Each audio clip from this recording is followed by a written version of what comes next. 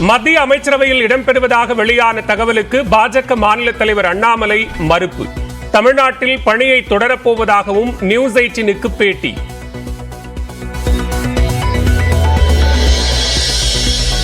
மோடி பிரதமராக பதவியேற்கும் விழாவிற்கு முழு வீச்சில் தயாராகும் குடியரசுத் தலைவர் மாளிகை.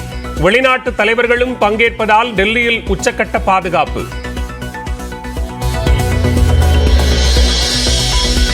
உள்துறை, நிதி, பாதுகாப்பு அமைச்சர் பதவிகளை பாஜகவே வைத்துக் கொள்ள திட்டம்.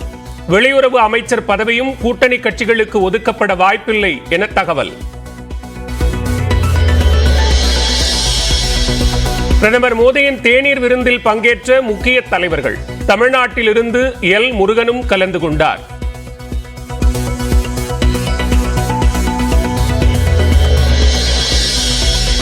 நரேந்திர மோடி தலைமையிலான மத்திய அமைச்சரவையில் ஜே.பி. நட்டாவுக்கு இடம். பாரதிய ஜனதா கட்சிக்கு புதிய தலைவர் தேர்வு செய்யப்பட வாய்ப்பு. நீட் பிரச்சனையில் மாணவர்களின் குரலாக நாடாளுமன்றத்தில் ஒலிப்பேன் என காங்கிரஸ் எம்பி ராகுல் காந்தி உறுதி. வினாத்தாள் வெளியானதை மத்திய அரசு தொடர்ந்து மறுத்து வருவதாகவும் குற்றச்சாட்டு. நீட் தேர்வில் தீமைகளை புரிய வைக்க ஏ.கே. ராஜன் குழுவை அமைத்தது திமுக தான். தேசிய அளவில் நீட் தேர்வுக்கு எதிராக குரல் கொடுப்போம் என்றும் எக்ஸ் பதிவில் முதலமைச்சர் ஸ்டாலின் உறுதி.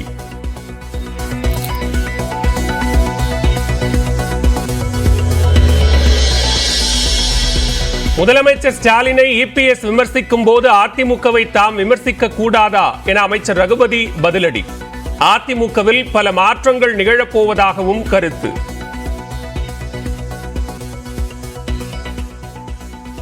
தமிழ்நாடு முதலமைச்சரை பற்றி விமர்சிப்பதற்கு எடப்பாடிக்கு தகுதி இருக்கிறது என்று சொன்னால் அதிமுகவை பற்றி பேசுவதற்கு ரகுபதிக்கு நிச்சயமாக தகுதி உண்டு. சென்னை ராஜா அண்ணாமலைபுரத்தில் திமுக சார்பில் கலைஞர் நூற்றாண்டு நிறைவு விழா கண்காட்சி. முதலமைச்சர் மு.க. ஸ்டாலின் பார்வையிட்டார்.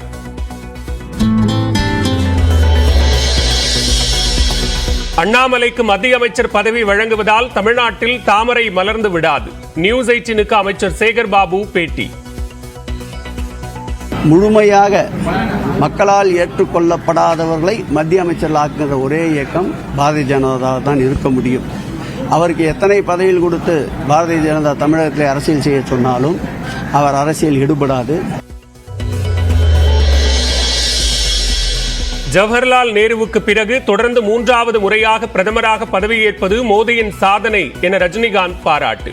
வலுவான எதிர்க்கட்சியை மக்கள் தேர்வு செய்துள்ளது ஜனநாயகத்திற்கு ஆரோக்கியமானது என்றும் கருத்து.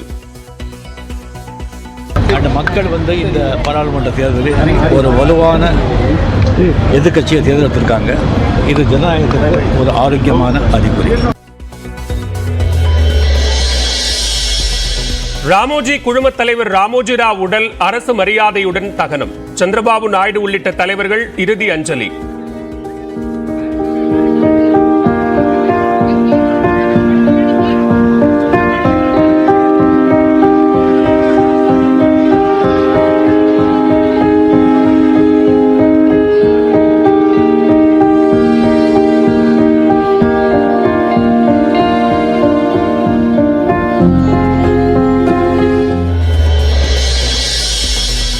நீலகிரி, கோவை, திருப்பூர், திண்டுக்கல், தேனி உள்ளிட்ட 9 மாவட்டங்களில் இன்று கனமழைக்கு வாய்ப்பு. தென்காசி, நெல்லையிலும் கனமழை பெய்யும் என வானிலை மையம் தகவல்.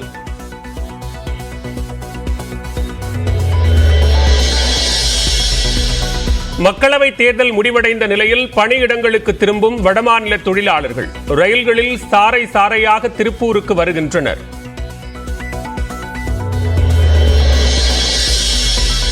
T20 உலகக்கோப்பை போட்டியில் இந்தியா, பாகிஸ்தான் அணிகள் நியூயார்க்கில் இன்று மாலை மோதல். போட்டியில் நீடிக்க வென்றே தீர வேண்டிய கட்டாயம் உள்ளதால் முழு பலத்தை காட்டும் முனைப்பில் பாகிஸ்தான்.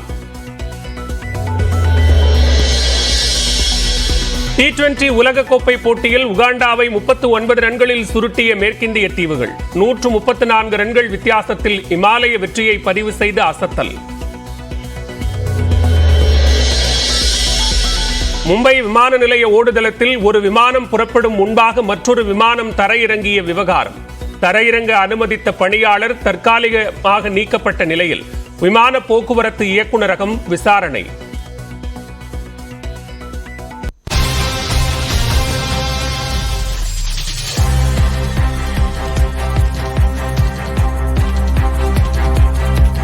தற்போதைய அண்மை செய்தியை பார்த்துக் கொண்டிருக்கிறோம். மூன்றாவது முறையாக நரேந்திர மோடி பிரதமராக பொறுப்பேற்க உள்ள நிலையில் மத்திய அமைச்சரவையில் பாரதிய ஜனதா கட்சியின் மாநில தலைவர் அண்ணாமலை நியமிக்கப்படுவதாக இருந்த செய்தியை அவரே மறுத்திருக்கிறார். நியூஸ் 18 தொலைக்காட்சிக்கு அவர் அளித்த பிரத்யேக பேட்டியின் மூலமாக இந்த மறுப்பை தெரிவித்திருக்கிறார். இது தொடர்பான மேலதிக விவரங்கள் மற்றும் விருந்தினருடனான கலந்துரையாடலுக்காக இணைகிறார் செய்தி அறையிலிருந்து நெறியாளர் தேவப்பிரியன். இனி உங்களிடம். நன்றி பாலவேல். அடுத்ததாக அண்ணாமலை மத்திய அமைச்சர் ஆகிறார் என்று இன்று காலை முதல் பல்வேறு தகவல்கள் வெளிவந்த வண்ணம் இருந்தது. தற்போது நியூஸ் 18க்கு அண்ணாமலை அளித்த பேட்டியில் தான் மத்திய அமைச்சர் ஆவீர்களா என்ற கேள்விக்கு இல்லை என்று ஒரு பதிலை ஒரு விளக்கமாக அவர் கொடுத்திருக்கிறார். இந்த பதில் என்பது அண்ணாமலை மத்திய அமைச்சர் ஆகுவதற்கான வாய்ப்பில்லை என்று தற்போது உறுதியாக தெரிகிறது. இதற்கு பின்னணியில் பல்வேறு கருத்துக்களும் இடம்பெறுகின்றன. மத்திய அமைச்சர் பதவி வழங்குவதற்கு பாஜக அரசு முன்வந்ததா, அதனை அண்ணாமலை ஏற்றுக்கொள்ள மறுத்தாரா என்ற ஒரு கேள்வி இருக்கிறது. இல்லை, தொடக்கத்திலிருந்தே அண்ணாமலைக்கு மத்திய அமைச்சர் பதவி வழங்குவதற்கு பாஜக தலைமை தயாராக இல்லை அல்லது தற்போதைக்கு வேண்டாம் என்று யோசித்தார்களா என்ற ஒரு கேள்வியும் இருக்கிறது. இதற்கு முன் யோசனையாக சில வெவ்வேறு காலங்களில் நாம் ஒப்பிட்டு பார்க்க வேண்டும். ஒன்று, இந்த மக்களவை தேர்தல் அறிவிக்கப்பட்ட உடனடியாக தான் தேர்தலில் போட்டியிடப் போவதில்லை என்று அண்ணாமலை ஒரு விளக்கத்தை கொடுத்திருந்தார். ஆனால் தேர்தல் தேதி அறிவிக்கப்பட்ட பிறகு அவருடைய பெயர் வேட்பாளர் பட்டியலில் பாஜக தலைமை வெளியிட்டது. தனக்கு விருப்பம் இல்லாவிட்ட என்றாலும் கூட தலைமையுடைய உத்தரவை இணைந்து அதனை ஏற்றுக்கொண்டு தான் தேர்தலில் போட்டியிடுவதாக அவர் தெரிவித்திருந்தார். டெல்லி பாலிடிக்ஸில் தனக்கு பெரிய அளவுக்கு ஆர்வம் இல்லை, மாநில ரீதியான அரசியலில் தான் கவனம் செலுத்த விரும்புவதாக அவருடைய தனிப்பட்ட கருத்தாக வெவ்வேறு தருணங்களில் நியூஸ் 18க்கு அளித்த பல்வேறு பேட்டிகளில் அவர் கூறியிருக்கிறார். இந்த நிலையில் மத்திய அமைச்சர் பொறுப்பு அவருக்கு வழங்கப்பட முற்பட்டார்களா அல்லது அவர் ஏற்றுக்கொள்ள மறுத்தாரா என்பது இருக்கக்கூடிய பிரதானமான கேள்வி. இதை இன்னும் டீகோட் பண்ணி பார்க்கணும் அப்படின்னா, தமிழ்நாட்டில் இருக்கக்கூடிய பாஜக தலைமை பொறுப்பை விட்டுத்தர அண்ணாமலை தயாராக இல்லையா அப்படின்ற ஒரு கேள்வியும் இதில் மேலோங்கி நிற்கிறது. விவரங்களோடு இணைகிறார் நம்முடைய சிறப்பு செய்தியாளர் சுபாஷ். இந்த கேள்விகளுக்கு வெவ்வேறு காரணங்கள் இருக்கு. ஒன்று, மத்திய அமைச்சரவை பொறுப்பு பாஜக தலைமை கொடுக்க அண்ணாமலைக்கு முன் வந்தார்களா, இல்லை இவர் நிராகரிச்சது அப்படின்றது உண்மைதானா, என்ன நிலைமை, தலைமை என்ன சொல்லுச்சு, இவர் என்ன விரும்புறாரு? அதாவது பாத்தீங்கன்னா ரொம்ப முக்கியமான ஒரு பதிவு அண்ணாமலை சொல்லி இருக்கிறது. 2026 மையமாக வைத்து இந்த தேர்தலானது தங்களுடைய களத்தை நகர்த்துகிறது பாஜக. அந்த வகையில் தான் அண்ணாமலையின் கருத்தாக அந்த கருத்து இருக்கிறது. தேவப்பிரியன், தமிழகத்தை பொறுத்தவரை மிக முக்கியமாக இந்த தேர்தல், அதாவது நடந்து நாடாளுமன்ற தேர்தலில் பாஜக அது தலைமையில் ஒரு கூட்டணி அமைத்து, அதிமுக கூட்டணியிலிருந்து வெளிவந்த பிறகு அவர்கள் தலைமையில் ஒரு கூட்டணி அமைத்து இந்த தேர்தலை சந்தித்தார்கள். அதில் பாஜக ஒரு 11% வாக்கு சதவீதமாக பெற்றிருக்கிறது. அது தங்களுக்கான ஒரு வலுவான நிலையை உருவாக்கி இருப்பதாகவே பாஜகவினர் கருதுகிறார்கள்.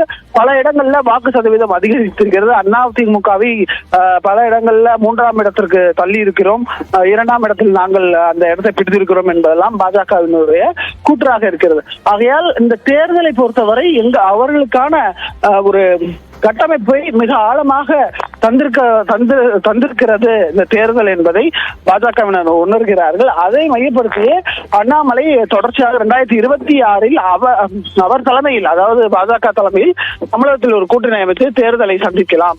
ஏனென்றால் முதலமைச்சர் வேட்பாளராக அவரை முன்னிறுத்தி அந்த தேர்தல் இருக்கக்கூடும் என்ற ஒரு தகவலும் பாஜகவினர் மத்தியில் இருக்கிறது. இதில் நாம் மிகவும் கவனிக்கத்தக்க வேண்டிய ஒரு முக்கியமான விஷயம் இருக்கிறது. என்னவென்றால்,